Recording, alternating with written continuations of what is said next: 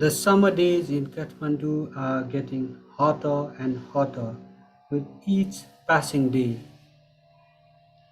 Appears as if the climes of the Tarai, the southern plains of Nepal, have shifted to the capital city, the north center of this country. We are talking about the Lu, the hot air that torments life in the southern plains in particular. Talking about Lu, another Lu is in Kathmandu, that is Donald Lu. He is the Assistant Foreign Secretary of the US government. Many of you guys may not have forgotten who Donald Lu is. After all, he is a powerful US government official. He was quite instrumental in just getting the much controversial Millennium Challenge Corporation Compact through the sovereign parliament. Donald Lu came and all those lawmakers of ours, our elected representatives, fell in line and they took no time in ratifying the MCC Compact. Donald Lu again comes at a very crucial juncture in the life of this country. Currently, the US government's state partnership program is stuck in the parliament. The government has two minds. A feeble-minded government has two minds. It does not appear to be willing, at least appear to be willing, to pass the state partnership program. It is perhaps playing to the gallery, or it doesn't have enough, it has not yet been able to muster enough courage to get that SPP, the state partnership program, passed. Maybe it is because of dissenting voices. It is maybe because of street protests still going on against the MCC compact. That's why it seems the five-party government under the leadership of ever subservient Nepali Congress seems unwilling at this juncture to pass the state partnership program. Amid this hesitation comes the visit of Donald Lu. Once again, the climbs of Kathmandu are getting hotter and hotter with the arrival of Donald Lu. Initially, as if I am not mistaken, his visit was supposed to be a day-long one, but now the media, the Nepali media, is saying that he will be in Nepal for 3 important days in the life of this country when the state partnership program is in limbo. But it will be unfair to just pin the blame, to just target Donald Lu alone. Just a couple of days ago, our very important functionaries, the Maoist chairman, Puspakamal Dahal Prachanda, went to Delhi. He met some very important officials that included the foreign secretary, the foreign minister of India, S. Jaisankar, and another all-powerful spy in chief, the uh, national security advisor and former raw chief, I guess. Who is he? Ajit Doval. He made them.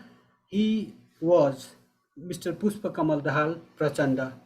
He is the chairperson of the Communist Party of Nepal, Mao Center. He is a former prime minister of this country, he tried to meet the prime minister of India, Narendra Modi, but hard luck. He failed to do that. To achieve what ends did he want to meet the prime minister of India? We don't know. What transpired during his high-level meetings with BJP functionaries and Ajit Doval and S. Shankar, we don't know much. Then came the visit of the First Lady and a Nepali Congress leader, Arju Deoba. She has some good rapport with the BJP, it appears. She has this sisterly and brotherly relation. That is what we surmise from media reports with the foreign department chief of the Bharatiya Janata Party, that is the ruling party, Vijay Chauthaiwala. So she also went to Delhi in course of treatment, some spinal treatment. That is what we gathered from media reports. Before that, the Prime Minister of this country, Sher Bahadur Deuba, and the First Lady visited Delhi. They made it to the headquarters of the ruling Bharatiya Janata Party. They met with the BJP chief, JP Nadda. They met with the Prime Minister of India, Narendra Modi, and all those high officials. What transpired during those meetings, we don't know much. Our democracy is unique in itself, in that it doesn't, the functionaries of this style of democracy, pseudo democracy or kleptocracy or whatever you call it, they don't they don't feel the need to inform the people, to inform the sovereign parliament about what happens during such exchanges.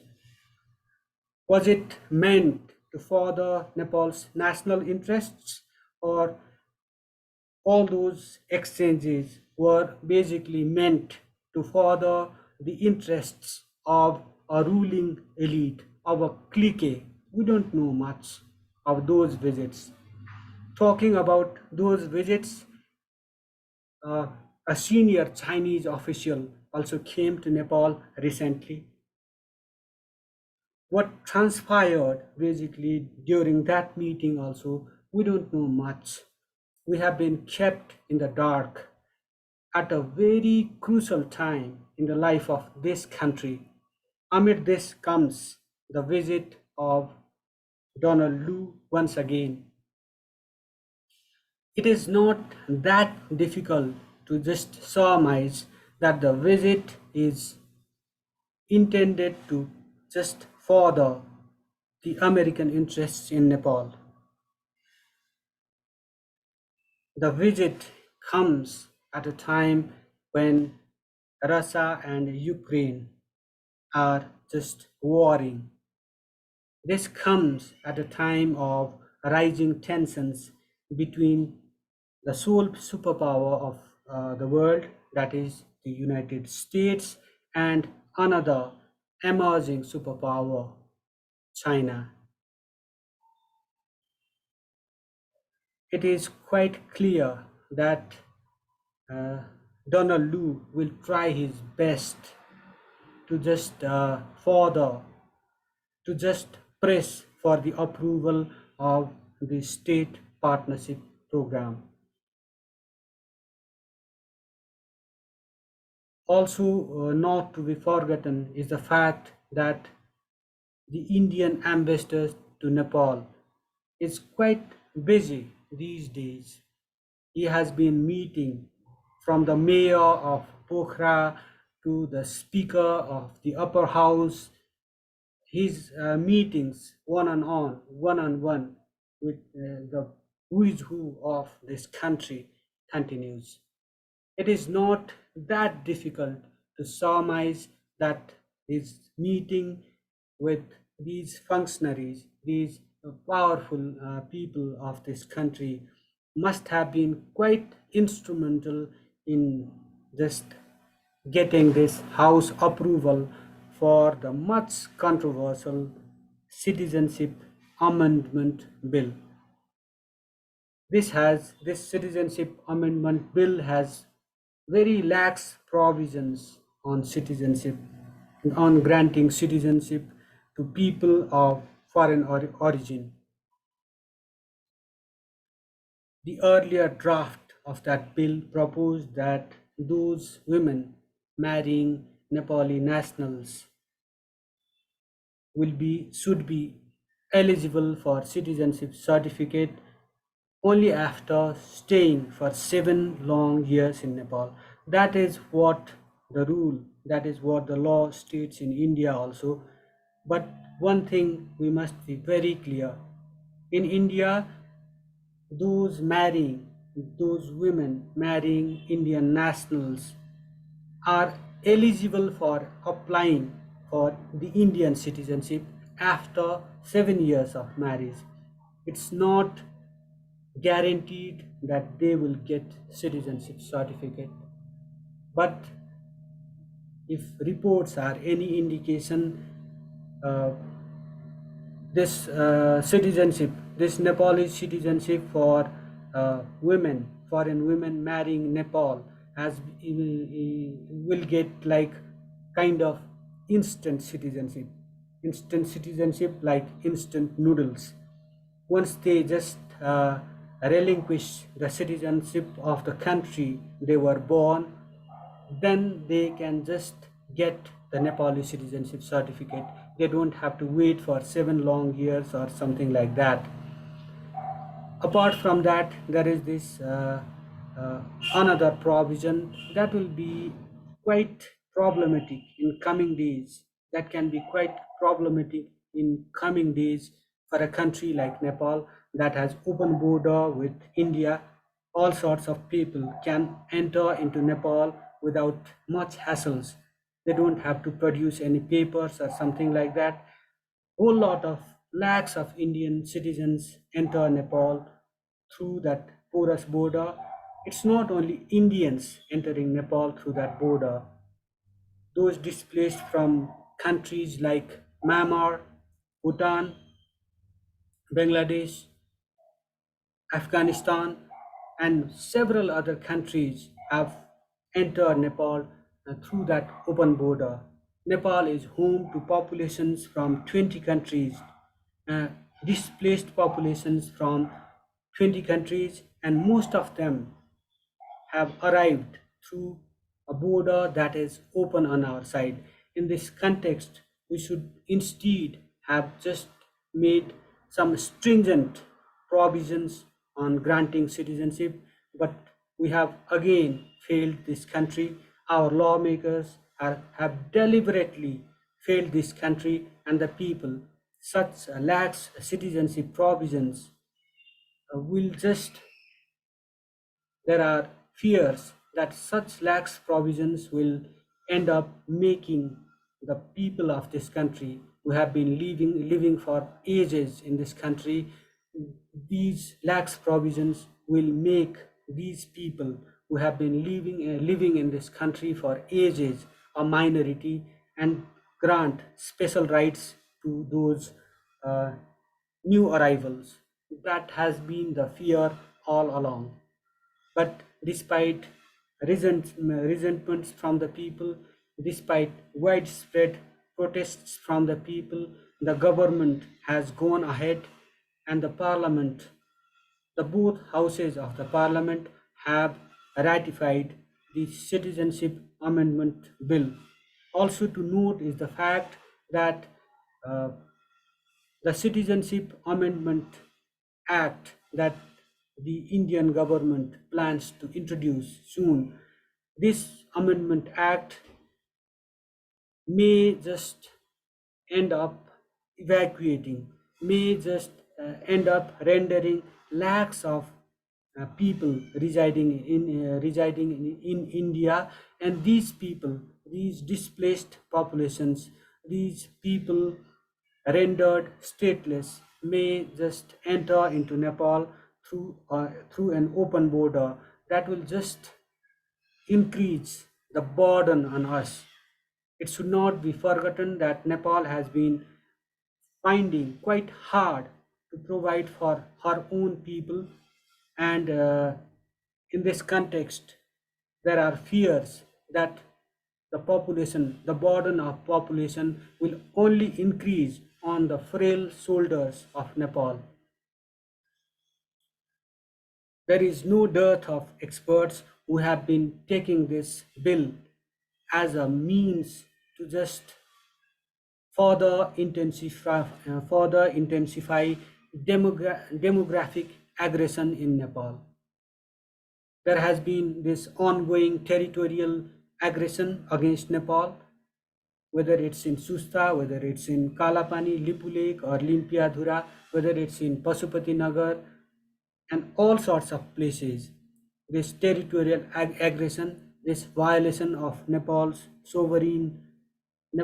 violation of Nepal's sovereignty, Nepal's territorial integrity has been going on unabated, while the government just maintains its deafening silence on the matter, as if this territorial aggression were not enough. This demographic aggression is also continuing. It should be noted that after each wave of political change in Nepal, successive governments have just granted citizenship to lakhs of Indian nationals. And this is causing a gradual, more than gradual demographic shift in Nepal, and there are fears that the original inhabitants of this country will become minority if foreign nationals continue to get citizenship at this rate. Already we have been providing for the displaced populations from Tibet, the displaced people from Myanmar, the displaced populations from Afghanistan, and this like there are reports that we have been sheltering. Nepal has been providing for displaced populations from more than 20 countries. Amid this scenario, the passage of the Citizenship Amendment Bill has just accentuated our worries. It has only increased our worries. It has just given rise to fresh fears that Nepalese may themselves turn out to be a minority in their own country. Now, talking about Donald Lu's visit and other important visits that have taken place in recent days. Of course, India has deep entrenched interests in Nepal. It has and entrenched interests when it comes to our hydropower potential. Our rivers have become the prime target of those Indian designs. Over the years, over the decades, we have lost sovereignty over the Kosi River, the Mahakali River, the Gandak River, and many other rivers. It has very, it's It appears worryingly that Indian interests in Nepal supersede the interests of this country and its inhabitants. That is a very worrying scenario in Nepal. And amid this, America, the United States, has also very uh, deep interests in Nepal. It aims somehow to contain contain the rise of China in particular, using the Nepali territory. It appears those are the indications, and there are interests of the Western world, the European Union, the Western forces through these bills, through constant tweaking of these citizenship bills, these citizenship laws. One wonders if these countries, India alone is not to blame on this. Okay, I'm not. I'm just frequently talking about India, but India alone is not to blame for this citizenship mess. There are fears in Nepal that the Western world is trying to just convert Nepal, this country of just 3 crore people, into some sort of a wet nurse, a surrogate mom, or something like that, to take care of all those displaced populations from around the world. This citizenship bill has raised those fears once again. Of course, India wants her people to seek opportunities in Nepal. Of course, it wants the people of Indian origin or people displaced from different parts of India for want of jobs, flood displaced and disaster displaced people to just find jobs in Nepal. It is just a stone's throw from India. So it's a kind of home away from home for Indian nationals. But then whole lot of countries want, Europe wants, maybe the Western world wants Nepal to be a kind of wet nurse. It has always been unable to provide for her own people, and it can definitely not provide for lakhs of displaced populations from around the world. But this has been continuing throughout the decades. The first came the Tibetan refugees, then came the Bhutanese, then came whole lot of people from whole lot of countries like Myanmar and all those countries. So much so that we have displaced populations from African countries also. And this has been overwhelming us. This has been draining our capacities. We can no longer bear with this population burden because we have been unable to provide for our own people.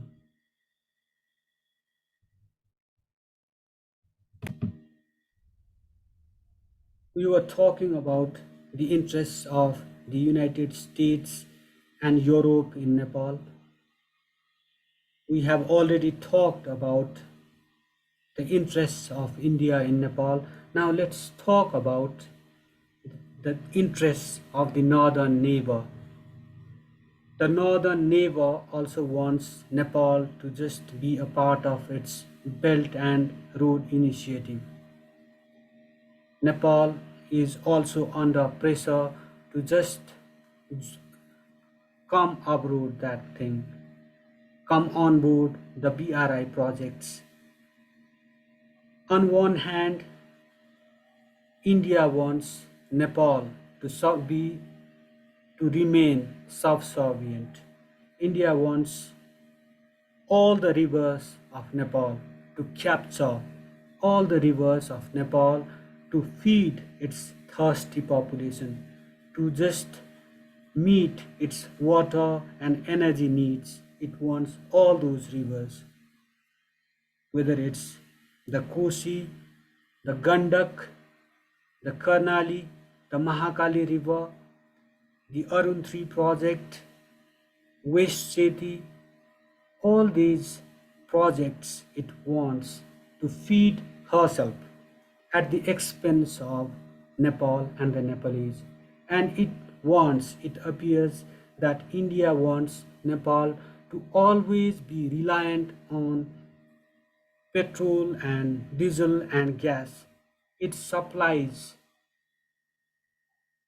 petrol, diesel, and gas to Nepal through this pipeline that extends from uh,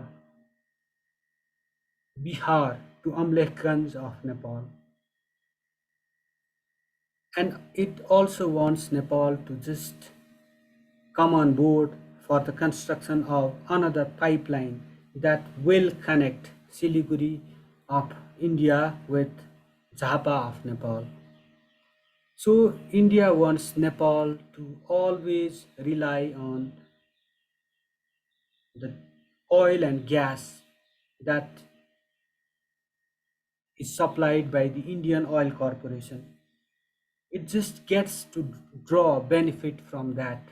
It has this uh, the prices of petrol, diesel, and cooking gas keep changing all the time. They are never like stable. And India wants Nepal to rely on the fossil fuel whose prices are never stable.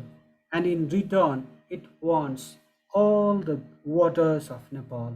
It wants the waters from all those rivers for irrigation, for flood control, for drinking water, for navigation, and for hydroelectricity generation.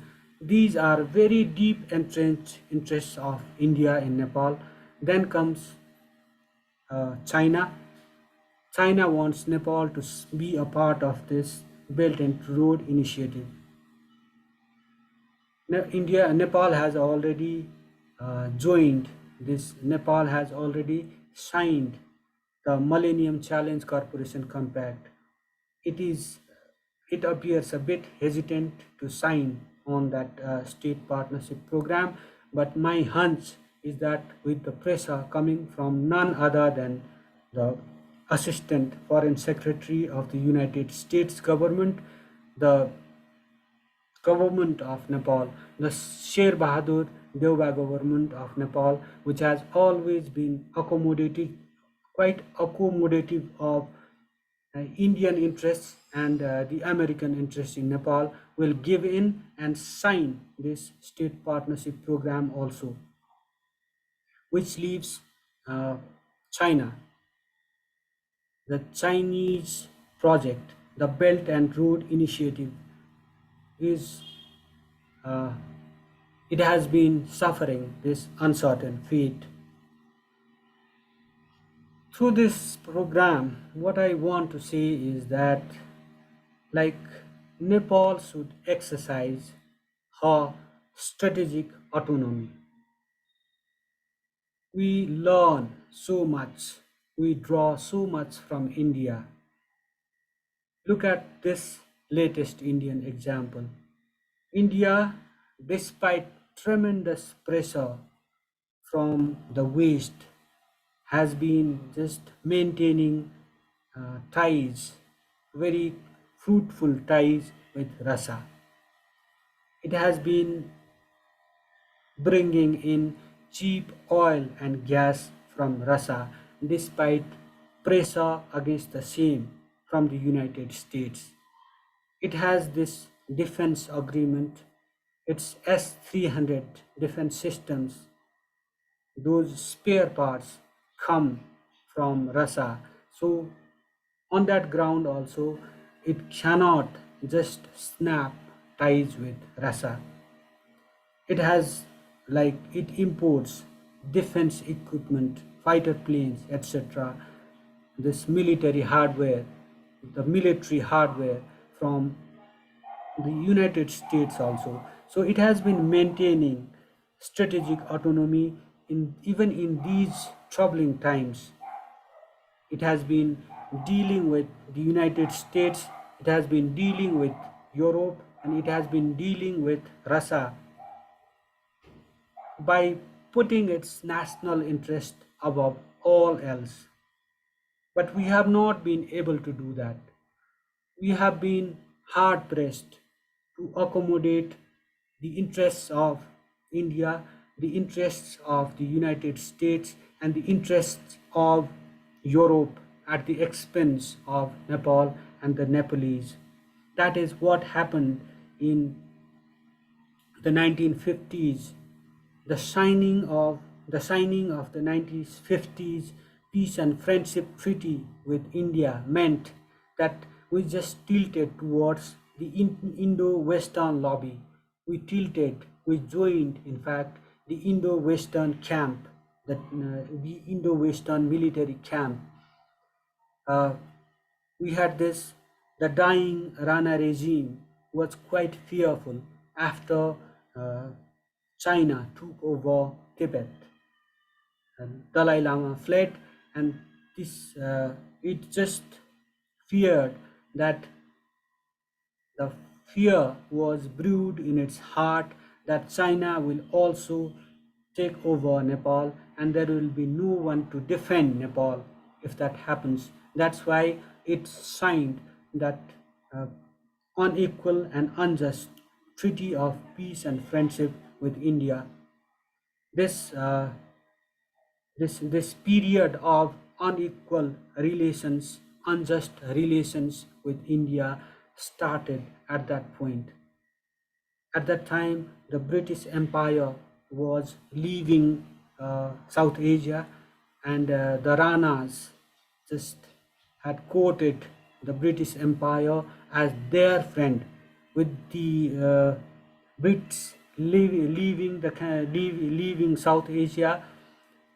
The Ranas tried to make amends with India. They just thought that with the signing of this treaty, with the signing of this peace and friendship treaty, the Rana regime will just get to rule, the tyrannical regime of theirs will get to rule for like decades on end. But with the passage of that treaty, the utility, India's utility for the Ranas ended, and then like they just they just became a kind of history. At this juncture, the another the other empire is on the decline. The decline of the United States, it appears, has begun. Amid this decline, amid this retreat, amid this squeezing, amid this opting out, this visit is taking place. Of course, it will take like centuries for this whole retreat, but in a way, several reports suggest that the decline of the United States has begun. And with this, amid this decline, comes this fear that the vice-like grip of India on Nepal's throat will only increase. As already stated, we have not been able to defend our national interest. We don't have that institutional capacity to defend our core interests. There must be red lines when it comes to national sovereignty, territorial integrity, but these red lines have been violated time and time again.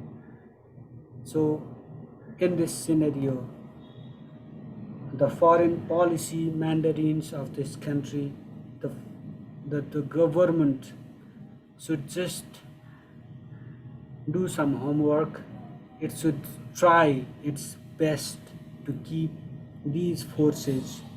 India, in its own right, is a hyperpower. China itself is an emerging superpower, and the United States is a great power, the only superpower, the only reigning superpower of this world. We cannot just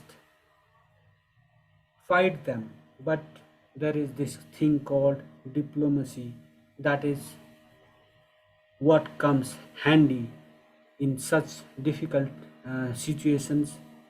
We should just, we were a non-aligned movement member, we were a country that did not take sides. We were, we are a founding member of the non-aligned movement. A weak country, we don't have the institutional capacity to draw benefits from those great countries like India and China. They are on the rise, but we don't have the capacity to just gain from their like prosperity, so-called prosperity. In fact, it can also be a ruse, this prosperity thing. In fact, such is the condition in India that people are leaving India in great numbers. You just surf the internet, check, and you'll find that around 1 lakh people leave India every year. Like it's like the country with the rise of a neo-fascist regime in India, the things are not the same like as they used to be. So an increasing number of people have started leaving India. Of course, our lawmakers just portray India as a country where milk and honey flow. But on the ground, the situation may be a bit different. An increasing number of people are leaving India.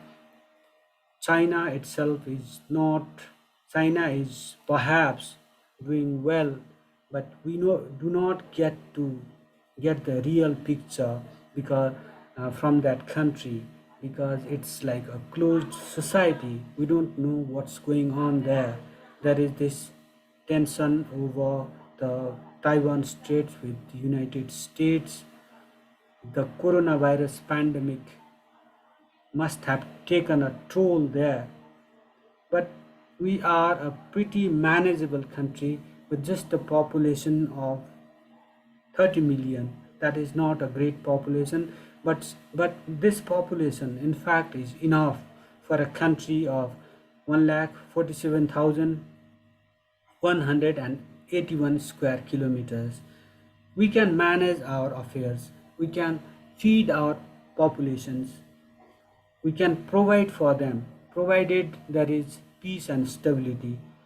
We don't need to eye the progress and prosperity of those countries, those neighbors. We can just rely on our own. We can just mind our own business and without joining one or the other party. What we need to do is defend our core national interests, but our foreign policy instruments, our government does not appear to be able to defending those interests that are dear to us, that are crucial for the survival of this country as an independent, fully sovereign country. That is what our gravest fears lie. The focus of our foreign policy, the focus of this government should again be on keeping all these mighty countries at an arm's length. The success or the failure of this government will depend on how successful it becomes in keeping these mighty countries and the superpower at an arm's length. With this remark, let me wrap up this edition of Soft Talk. Thank you for watching. Thank you for listening.